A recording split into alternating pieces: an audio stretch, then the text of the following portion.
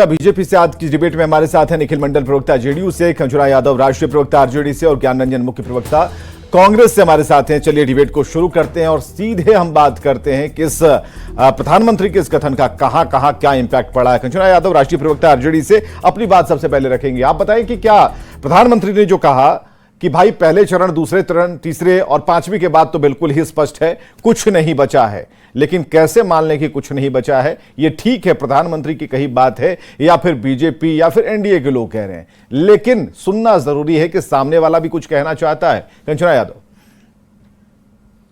जी, हम तो मुस्कुरा रहे हैं, माथे पे शिकन तो मोदी जी के दिख रहा है। जिसके माथे पर शिकन दिख रहा है, परास्त वो हो गया है, पस्त वो हो गया, ध्वस्त वो हो गया है।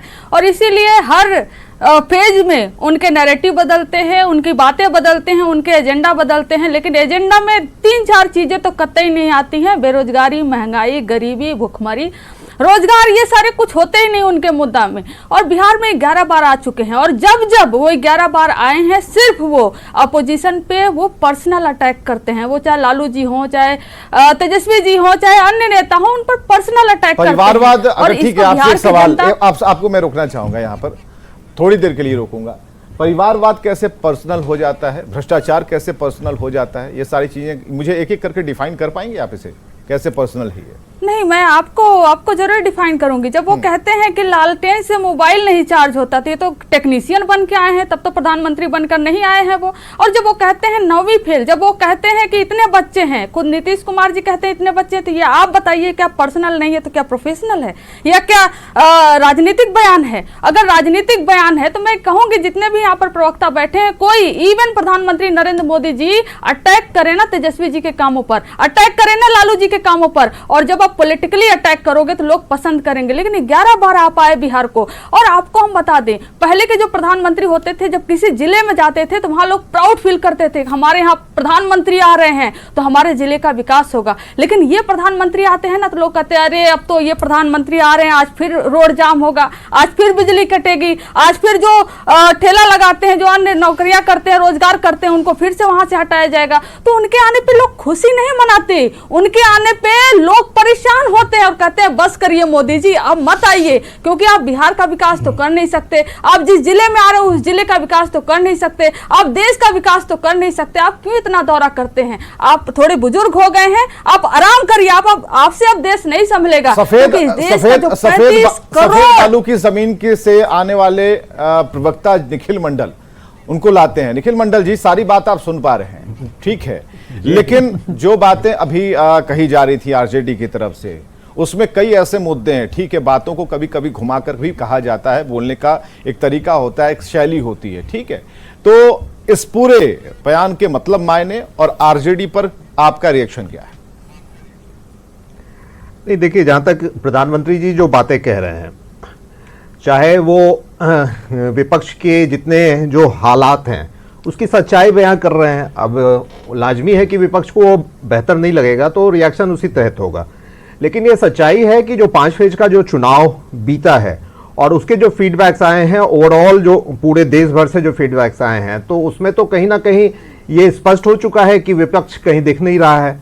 हम तो ये मान रहे हैं कि 5 चरण के बाद हम सरकार बनाने के स्थिति में आ चुके हैं। अब जो 2 चरण बचा हुआ है उसमें हम 400 पार जो हमारा लक्ष्य है वहां तक पहुंचाएंगे। और जहां तक प्रधानमंत्री जी को अगर लोग पसंद नहीं कर रहे हैं, तो पिछले 10 साल से वो प्रधानमंत्री हैं कैसे? आप एक नाम सामने करते हैं नरेंद्र मोदी जी का, उन्हीं के नाम पे आप चुनाव में जाते हैं और जनता के बीच जाते हैं, उनके कहे हुए चीजों को जनता के बीच देते हैं, बताते हैं, और जनता उन्हें लगातार प्यार दे रही है, आशीर्वाद दे रही है। बाकी ठीक है, आज ये कह रहे हैं कि नकार दिए गए या बाकी चीज कह रहे हैं, 3 तारीख तक आप जीत जाइए, 4 को तो फैसला सब देखेगा ही। जनता फिर से प्रधानमंत्री के तौर पे नीतीश जी और नरेंद्र मोदी जी की जो यहाँ एनडीए की सरकार है उसे पसंद करेगी, और देश में भी नरेंद्र मोदी जी को अपार बहुमत मिलेगा, ये स्पष्ट है। नीरज कुमार जी, प्रवक्ता बीजेपी से। नीरज कुमार जी, खंचुरा यादव का जो कहना है उसे बिल्कुल हल्के में हम नहीं ले सकते। काम की बात हर मंच से तेजस्वी यादव कहते हैं कि काम पर क्यों नहीं बात कहते, तो 4, 5, 10 जो भी काम है जरा गिनाइए प्रधानमंत्री के, और 10 साल का जो टेन्योर है उसकी बात ये बराबर तेजस्वी कहते हैं, तो जरूरी है कि इस मंच पर इसका सदुपयोग किया जाए, जरा गिनवाइए। जो कोई किताबें न बानी कहेगी तो माटी सभी की कहानी कहेगी। मोदी जी के काम को देश का कण कण यहाँ की मिट्टी कह रही है कि अंतरिक्ष से लेकर जमीन तक कैसे यहाँ काम हुए, कैसे 45 करोड़ मुद्रा लोन दिए गए, 1 लाख से अधिक स्टार्टअप, सैकड़ों यूनिकॉर्न, कितने रोजगार का सृजन हुआ। जब मोबाइल मैन्युफैक्चरिंग बात से कुछ दिन पहले हम लोग देखते थे मोबाइल पे made in China, made in USA, आज मेड इन इंडिया मोबाइल मिलता है साहब। हम मोबाइल के दूसरे सबसे बड़े एक्सपोर्टर हो चुके हैं दुनिया में। कार मैन्युफैक्चरिंग में तीसरे स्थान पर हम आ गए। कितने कामों की हम झड़ी गिनाएं। और अभी देखिए ये जो हेल्थ के लिए जो हेल्थ का आयुष्मान योजना बना है, अभी कितनी अच्छी बात मोदी जी ने की है कि 70 साल से या उससे ऊपर जितने बुजुर्ग हैं सभी को आयुष्मान कार्ड का लाभ दिया जाएगा, चाहे वो किसी भी जाति धर्म तबके के हों। शौचालय को देख लीजिए, गरीब का बेटा जब पीएम बनता है तो शौचालय के महत्व को समझता है। यादव जी को ले आइए 60 साल में, नीरज जी इसके साथ 60 साल में साहब जी, हो जाए। हाँ 60 साल में कांग्रेस को समझ में नहीं आया साहब कि शौचालय की आवश्यकता क्या होती है, क्या उसका महत्व होता है। शौचालय नहीं होने से कंचना जी बहन छोटी बहन है, महिला है, महिलाएं बीमार हो जाती थी, कॉन्स्टिपेशन होता था, सूर्योदय के बाद नहीं जा पाती थी खेतों में। इसको अगर किसी ने सोचा तो देश के पीएम मोदी ने सोचा।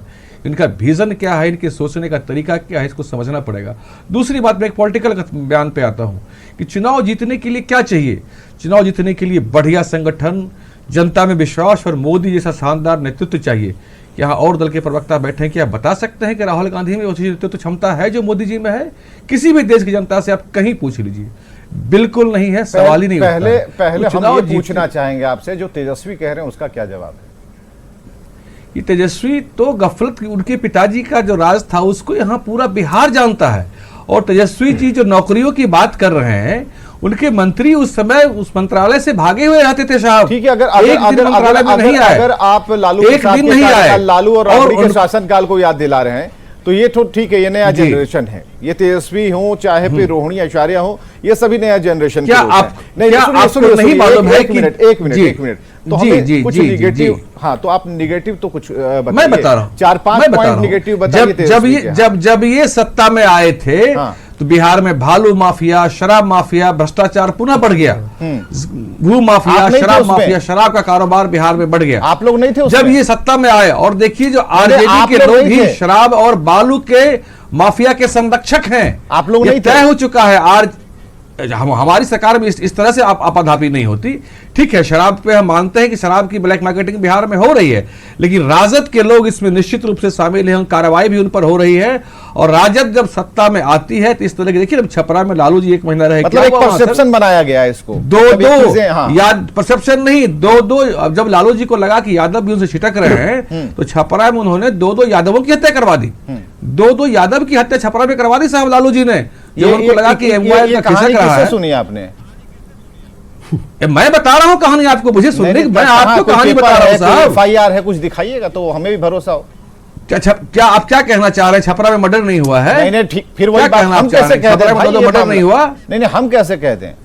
लेकिन जो भी चीज बात कीजिए उसकी पेपर जरूर सामने रखिए। हाँ आइए कंचना यादव जी। पेपर से तो हाँ कंचना यादव, मैं कुछ और कहना, सर पेपर की कटिंग, दस्तावेज जिसमें लिखा हो कि हाँ इन दोनों का मर्डर, लालू जी खुद वहां मौजूद थे, मर्डर करवाए, ये सब चीजें मतलब हवा हवाई मुकदमा। हाँ कंचना यादव, नहीं हवा हवाई नहीं है साहब, ये मुकदमा होगा। ठीक है। और ये प्रचंड हार को सामने देखकर कई बात होती है हमारे दिमाग से भी 30 सेकंड नहीं हमारे चीज है, तो हमको एक होता है ना कि आदत में एक रहना चाहिए, दस्तावेज रहना चाहिए। हाँ कंचना यादव जी अभी आयुष्मान कार्ड की बात कर रहे थे, बोल रहे थे कि 75 साल के युवाओं को सॉरी वृद्धों को मिलेगा समथिंग, और यही 22 साल के युवाओं को रिटायर करने की बात करते हैं अग्निवीर योजना के तहत। तो इस देश में युवा कितने हैं? 27%, 27% टोटल पॉपुलेशन के युवा सिर्फ 27% है 15 से 29 साल के बीच के युवा। और उनको आप अगर उनका मर्जी होगा कि वो जाएं और सेना में भर्ती हो तो आप उनको 22 साल में रिटायर कर देंगे, और आप 75 साल को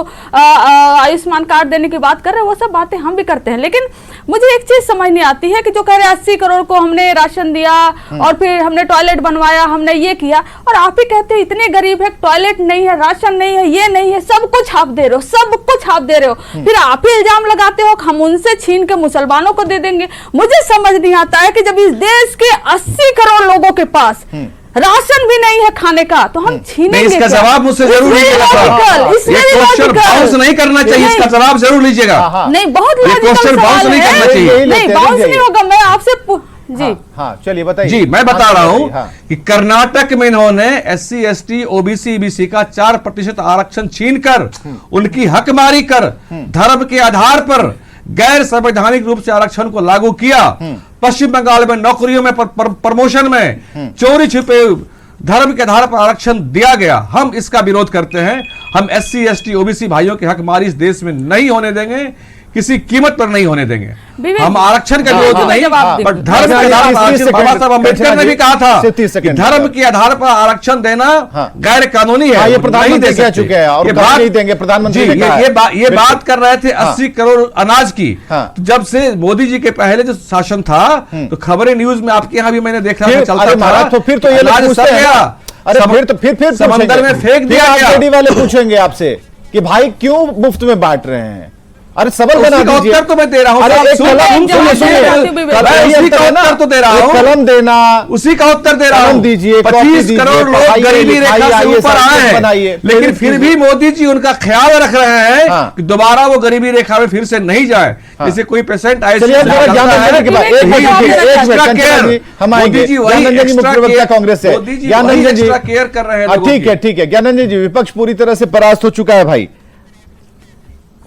हो चुका है, सवाल का निशान, क्वेश्चन मार्क। हाँ, भारतीय जनता पार्टी का क्या हल्ला में नाच ना जाने आंगन टेढ़। इन्होंने सारी कहानी कह दी कि सब कुछ बोल दिया। आपको सच्चाई क्या है मैं बताता हूँ। जब हम लोग नैरेटिव सेट कर रहे थे कि फर्स्ट फेज सेकंड फेज में बीजेपी कहीं नहीं है, हम प्रचंड बहुमत से आगे बढ़ रहे हैं, तो अब देश के प्रधानमंत्री कल अपने या आज अपने मन से बोल रहे हैं कि जो सत्ता पक्ष है, इंडिया गठबंधन के पस्त लोग हैं वो पस्त हो चुके हैं। लेकिन मैं बताता हूं, आप अगर साउथ की तरफ जाओगे, नीचे से चलते एक तरफ, साउथ से जब ऊपर की तरफ बढ़ोगे तो मोदी जी का खाता 0 सन्नाटा। जब आप धीरे धीरे नॉर्थ की तरफ बढ़ते हो तो इनका मामला जो है ना हाफ। तो कहीं ना कहीं इनके मन में इतने ज्यादा रोष है और इनके पास इंटेलिजेंस है, इनके पास इनके सारे इंफॉर्मेशन है, इनके सर्वे है। यही कारण है कि ये इतने बार बिहार आ रहे हैं और बिहार आके क्या बात कर रहे हैं, ना मुद्दे की बात कर रहे हैं। ये कहते हैं अनाज दे रहे हैं 80 करोड़ लोगों को, 138 है इंडेक्स, हंगर इंडेक्स पे अपना स्टेटस पूरे दुनिया में, यही तो आलम है। दूसरी जगह ये कहते हैं कि रोजगार दे रहे हैं, बेरोजगारी का आलम 45 साल में सबसे ज्यादा है। सीएमआई एक मिनट प्लीज इंटरप्ट मत कीजिए। नीरज जी बहुत शांति से नीरज जी शांति से सुनिए। सीएमआई का डेटा ऊपर हाई है। तीसरी कहते हैं महंगाई का आलम था। जो 400 का गैस थी, इनकी जो वीरांगनाएं नेता थी कहां विलुप्त हो गई पता नहीं, 1100 हो गया। चौथी सबसे बात, किसान के 750 किसान शहीद हो गए। इन्होंने किया था कि एमएसपी की गारंटी देंगे, वो भी चलेगा। रुकिए ना, बहुत बड़गलाते हड़बड़ाते हैं जी, आप इतना बोले तैयो पेट नहीं भर रहा। बीजेपी नेताओं के साथ सबसे बड़ी दिक्कत क्या है ना, बीजेपी बिहार में भी आप लोगों ने क्या नीरज जी नीरज भाई 30 सेकंड देंगे आपको, रुकिए ना, रखिए बात करने दीजिए। इतना बोले उसके बाद टाइम किल कर रहा है अननेसेसरी। भारतीय जनता पार्टी का यही तरीका है, जब उनके पास कुछ नहीं होता है तो लोगों को टोकते हैं, वोट करते हैं, क्योंकि इनका डीएनए यही है। हाँ, इनका डीएनए यही है। जो इनके जो नेता लोग थे पहले डिवाइड एंड रूल को फॉलो करते थे। नीरज जी क्या, तो मैं तो बोल रहा हूँ 138 डेटा। और ये जो गरीबी रेखा से ऊपर उठाने की बात करते हैं, मालूम क्या है इनका ये डेटा?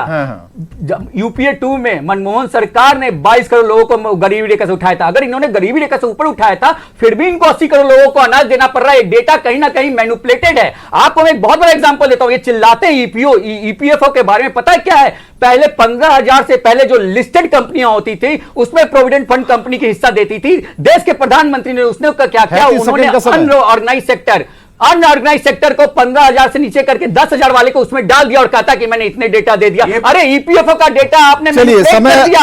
अनऑर्गेनाइज सेक्टर है। ऐसे बहुत शुक्रिया, यहीं पर खत्म करना होगा। विपक्ष पूरी तरह से परास्त हो चुका है। प्रधानमंत्री ने अपना एजेंडा वहां सेट कर दिया, अपनी बात उन्होंने कह दी, लोगों ने समझ ली, लेकिन अब विपक्ष उसे अपने तरीके से उन बयान पर हावी होने की कोशिश कर रहा है। उसमें कुछ तथ्य भी हैं, कुछ बातें हैं, कुछ चीजें हवा हवाई भी हैं, बहुत सारी चीजें चल रही हैं। बहुत बहुत शुक्रिया।